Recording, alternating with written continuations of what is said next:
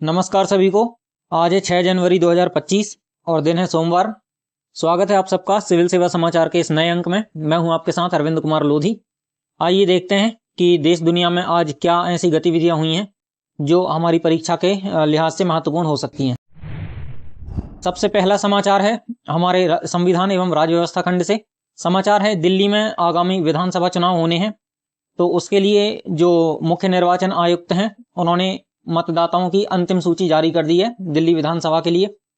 तो इसके लिए हम लोगों ने चूंकि एक थोड़ा सा संशोधन किया है सिविल सेवा समाचार की जो संरचना है उसमें। तो सबसे पहले हम लोग देखेंगे जो भी समाचार की हेडलाइन होगी उससे संबंधित आपको स्टैटिक पढ़ाई क्या करनी है। इसके संदर्भ में आपको पढ़ाई करनी है कि चुनाव आयोग देखना है आपको। चुनाव आयोग क्या है, किस तरीके ये संवैधानिक बॉडी है या फिर गैर संवैधानिक बॉडी है। दिल्ली विधानसभा के बारे में आपको पढ़ना है कि दिल्ली विधानसभा यहाँ पे ये स्वतंत्र राज्य है कि केंद्र शासित प्रदेश है, और यहाँ पे केंद्र शासित प्रदेश है तो यहाँ पे विधानसभा क्यों है और विधानसभा में कितनी सीटें हैं, ऐसे करके आप देख सकते हो इसमें। इसके बाद संघ राज्य क्षेत्रों का प्रशासन। आपको पता है कि हमारे देश में दो प्रकार के राज्य क्षेत्र होते हैं। एक तो स्वतंत्र राज्य होता है, पूर्ण राज्य, जैसे मध्य प्रदेश हो गया हमारा, राजस्थान हो गया, हरियाणा हो गया, ये पूर्ण राज्य हैं। इसके बाद कुछ होते हैं जिनको आपने केंद्र शासित प्रदेशों के नाम से सुना होगा, ठीक है। उनको हम संविधान की भाषा में कहते हैं संघ राज्य क्षेत्र। जैसे कि जम्मू कश्मीर हो गया, अभी लद्दाख हो गया, दिल्ली हो गया, पुदुचेरी हो गया, और लक्षद्वीप हो गया, अंडमान निकोबार हो गया, ये सब संघ राज्य क्षेत्र कहलाते हैं। तो इनका प्रशासन किस तरीके से चलता है ये भी आपको पढ़ना चाहिए, ठीक है। सो ये रहेंगे आपके स्टैटिक अध्ययन के टॉपिक्स। अब हम देख लेते कि जो न्यूज़ है उस न्यूज़ में क्या क्या बातें ऐसी रही हैं जो हमें जाननी चाहिए। तो पहली बात तो यही रही है कि जो मुख्य निर्वाचन अधिकारी का कार्यालय है उसने दिल्ली विधानसभा की जो अंतिम वोटर लिस्ट है वो जारी कर दी है। तो उसके हिसाब से ये आंकड़ा जो आया है कि दिल्ली में 1,55,24,000 या इससे अधिक मतदाता हैं, जिसमें से 83 लाख पुरुष और 71 लाख से अधिक महिलाएं हैं। तो ये एक सामान्य सा समाचार है। आगे बढ़ते हैं। अगला समाचार इतिहास, कला एवं संस्कृति से है, और ये अति महत्वपूर्ण समाचार यानी 4 स्टार वाला समाचार है। विल्लुपुरम तमिलनाडु में एक जिला है, उसके निकट संगमकालीन आवास स्थलों के साक्ष्य मिले हैं, मतलब ये पुरातात्विक साक्ष्य मिले हैं वहां पे। तो ये एक समाचार है, और इस समाचार से संबंधित जो टर्म्स आपको जहां पढ़ाई करनी है वो है संगम काल, कि संगम काल क्या है, कब से कब तक चला था, क्या क्या उसकी खास बातें थी। विल्लुपुरम की आपको लोकेशन देख लेनी है कि ये तमिलनाडु में कहाँ पे है। इसके बाद थेन्नामा देवी, अनामेदु और अयन कोइल पट्टू, ये दक्षिण भारत में थोड़े ऐसे अटपटे से नाम होते हैं, जो हम लोग को अटपटे लगते हैं उन लोग के लिए नहीं है। तो ये 2 स्थल हैं, ठीक है। कभी ऐसे आ सकता है प्रीलिम्स वगैरह में, तो आप चाहें तो इनकी लोकेशन देख लें, या फिर इतना याद रख लें कि संगमकालीन यहाँ पे हमें कुछ पुरातात्विक साक्ष्य मिले हैं कि यहाँ पे आवास स्थल था। ये आपको स्टैटिक स्टडी हो जाएगी। अब समाचार क्या है वो देख लो जरा। पंबाई नदी है एक वहीं पे वेलुपुरम के पास में, उसके उत्तरी तट पर काले और लाल बर्तन सहित कुछ पुरातात्विक अवशेष पाए गए हैं। और ये जो अभी नवंबर में 2024 में फेंगल नाम का जो चक्रवात आया था, जहां श्रीलंका और भारत का दक्षिण भारत का तमिलनाडु का हिस्सा प्रभावित हुआ था, वहां पे तमिलनाडु के इस क्षेत्र पे बाढ़ आ गई थी। तो उस बाढ़ के कारण क्या हुआ कि ऊपर का जो मिट्टी वगैरह है, या जो जिस कारण से वो स्थल ढका हुआ था, वो वहां से हट गया। तो ये जो स्थल है या फिर ये जो पुरातात्विक अवशेष हैं, ये फिर नजर में आए सबके, तो इंपॉर्टेंट है, इसको थोड़ा देख लीजिएगा। आगे बढ़ते हैं। समाचार है प्रधानमंत्री जी ने वर्चुअल माध्यम से नवनिर्मित जम्मू रेल मंडल का उद्घाटन किया।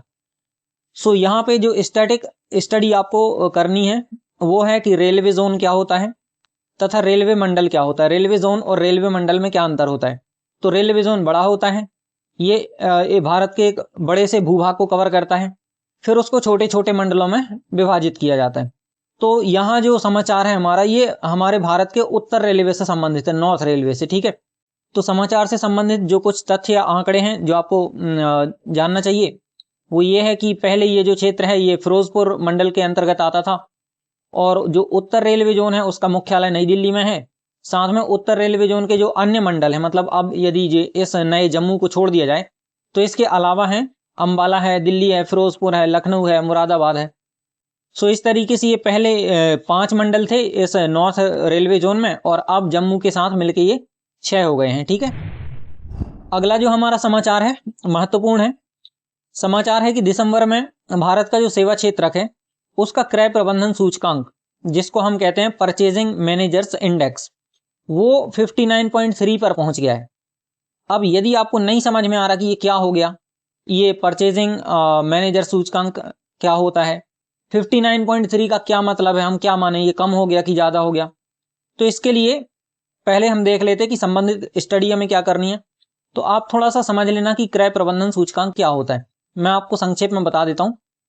ये एक प्रकार का सूचकांक है जो कि अर्थव्यवस्था के सेवा क्षेत्रक और विनिर्माण क्षेत्रक दोनों की गतिविधियों को, मतलब ये वृद्धि कर रहे हैं या फिर संकुचित हो रहे हैं, इसके आधार पे इनकी गतिविधि को ये मापता है। ठीक है, तो यहाँ पे आपको क्रय प्रबंधन सूचकांक समझना है। 0 से लेके 100 तक इसमें पॉइंट होते हैं। अगर पॉइंट 50 से ऊपर जा रहा है तो मतलब उस क्षेत्रक में विकास हो रहा है। अगर पॉइंट 50 पे ही रह रहा है तो मतलब ना तो विकास कर रहा है, ना ही उसमें कुछ नुकसान हो रहा है। और अगर 50 के नीचे पॉइंट्स रह रहे हैं तो इसका मतलब ये है कि उस क्षेत्रक में वृद्धि नहीं हो रही है बल्कि गिरावट आ रही है। सो ये क्रय प्रबंधन सूचकांक है। S&P के द्वारा ये जारी किया जाता है, इसलिए आपको S&P को भी थोड़ा सा समझ लेना है। स्टैंडर्ड्स एंड पुअर इसका फुल फॉर्म है। और फिर आपको अर्थव्यवस्था के क्षेत्रक भी पढ़ लेना है थोड़ा सा, कि अर्थव्यवस्था में मुख्य रूप से 3 प्रकार के क्षेत्रक होते हैं: कृषि क्षेत्रक, विनिर्माण क्षेत्रक और सेवा क्षेत्रक। ठीक है, इनको प्राथमिक, द्वितीयक और तृतीयक क्षेत्रक के नाम से भी जाना जाता है। सो ये आपको स्टैटिक स्टडी करनी है इस समाचार से संबंधित। अब समाचार क्या है थोड़ा ये समझ लेते हैं। जो सेवा क्षेत्र का PMI है, अब PMI आप समझ रहे होगे क्रय प्रबंधन सूचकांक है। तो जो सेवा क्षेत्र का PMI है वो नवंबर में 58.4 था और दिसंबर में हो गया वो 59.3। तो कुल मिला के इसमें बढ़ोतरी हुई है और ये पिछले 4 महीने में सर्वाधिक है। मतलब पिछले 4 महीने में इतना ग्रो नहीं किया सेवा क्षेत्रक पहले कभी। फिर इसी समाचार से जुड़ा हुआ एक अगला तथ्य यह है कि सेवा क्षेत्रक ने भले ही ग्रो किया है लेकिन विनिर्माण क्षेत्रक में थोड़ी सी गिरावट दर्ज की गई है।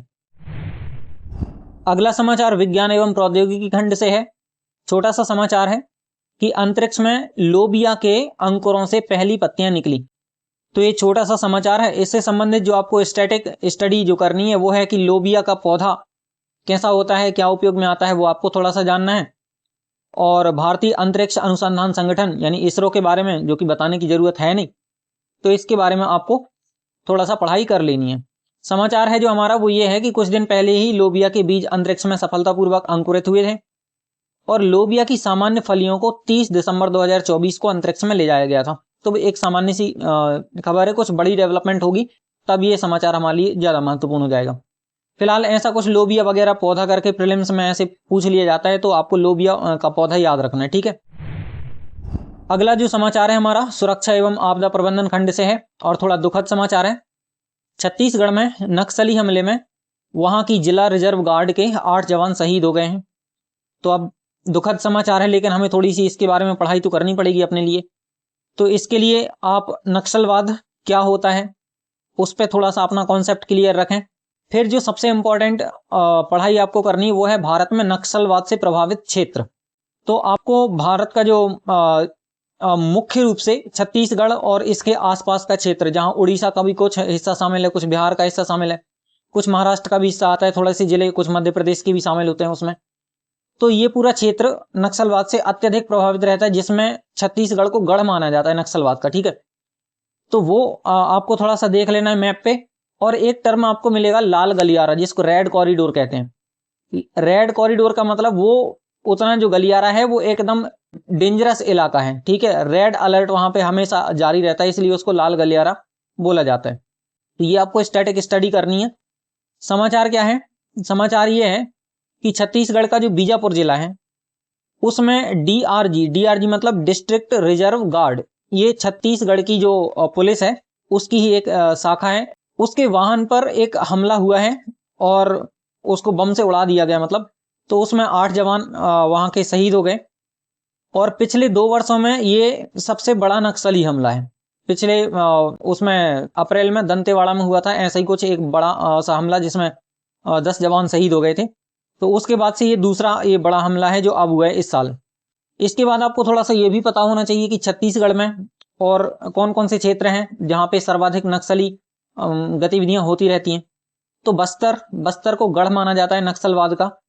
इसका दंतेवाड़ा अभी मैंने बताया था, पिछले साल हमला हुआ था यहाँ पे। फिर सुकमा है एक, फिर बीजापुर है, नारायणपुर है और कांकेर। ये आपको न्यूज में कभी भी मिलते रहेंगे, ठीक है, ये जो जगहों के जो मैं नाम बता रहा हूं।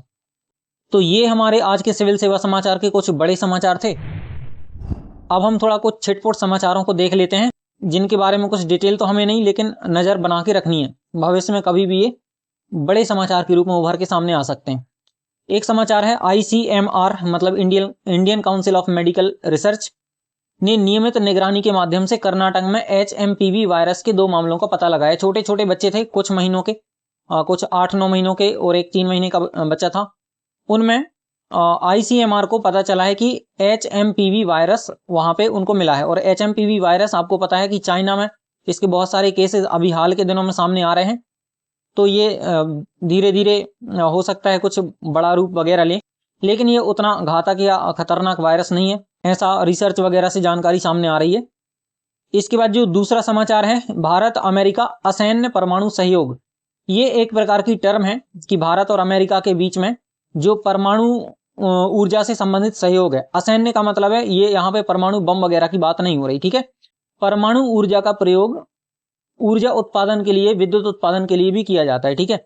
तो भारत अमेरिका असैन्य परमाणु सहयोग में बाधाओं को दूर करने के लिए अमेरिका आवश्यक कदमों को अंतिम रूप दे रहा है। ये अमेरिका के अभी राष्ट्रीय सुरक्षा सलाहकार हमारे यहाँ भारत आए हैं, तो उन्होंने ऐसा बोला है। तो वहां से ये निकल के आया समाचार। इसके बाद एक और समाचार है, भारत ने पाकिस्तान द्वारा अफगानिस्तान के नागरिकों पर जो हवाई हमले की कार्यवाही है उसकी निंदा करी है। फिर अगले 1-2 समाचार और हैं। दक्षिण कोरिया से समाचार है कि जो वहां के राष्ट्रपति के जो सुरक्षा कर्मी हैं उनको गिरफ्तार नहीं करने दे रहे वहां की पुलिस को। तो पुलिस ये विचार कर रही है कि क्यों ना उन सुरक्षा कर्मियों को भी गिरफ्तार कर लिया जाए। और फिर एक लास्ट जो हमारा है कि कनाडा के जो प्रधानमंत्री हैं जस्टिन ट्रूडो, बहुत न्यूज में रहते हैं, भारत के साथ संबंधों की ऐसी तैसी करी है इन्होंने। तो वो उनका सुनने में आ रहा है कि शायद वो इस सप्ताह अपना इस्तीफा दे सकते हैं। तो देखते हैं अभी क्या होता है।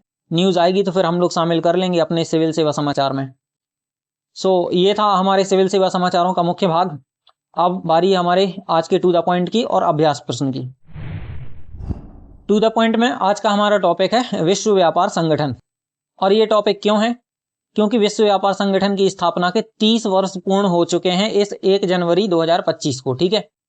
तो विश्व व्यापार संगठन या वर्ल्ड ट्रेड ऑर्गेनाइजेशन के बारे में हम थोड़ी सी जानकारी प्राप्त कर लेते हैं।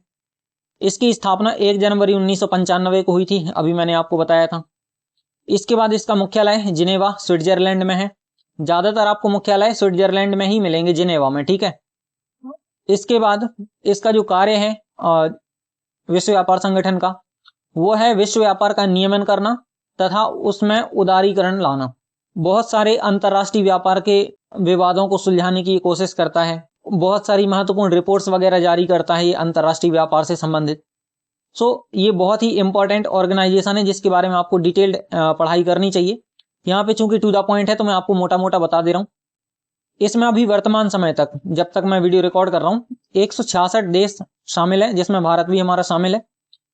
और ये इसकी जो स्थापना हुई थी गैट यानी कि प्रशुल्क और व्यापार पर आम सहमति, general agreement on tariffs and trade के स्थान पर की गई थी, ठीक है। अब हम चलते हैं हमारे आज के अभ्यास प्रश्न की तरफ। आज का हमारा अभ्यास प्रश्न है, नीति आयोग के संदर्भ में निम्नलिखित कथनों पर विचार कीजिए। और ये नीति आयोग किसी कारण से चर्चा में है, इसलिए मैं ये प्रश्न आपको दे रहा हूं, ठीक है।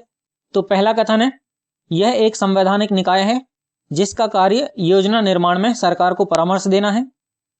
दूसरा कथन है, इसकी स्थापना 1 जनवरी 2015 में योजना आयोग के स्थान पर की गई थी। तीसरा कथन है, इसमें राज्यों की सीमित भागीदारी होती है।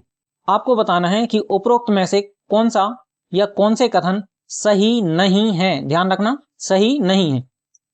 तो केवल 1 और 2, केवल 2 और 3, केवल 1 और 3, या फिर 1, 2 और 3। तो इसी प्रश्न के साथ सिविल सेवा समाचार का हमारा ये अंक समाप्त होता है। जाते जाते वीडियो को लाइक करते जाइएगा और शेयर करके इसको अपने व्हाट्सएप के स्टेटस पे लगा लीजिएगा। मिलते हैं अगले अंक में कुछ नए समाचारों के साथ। तब तक के लिए शुभ रात्रि।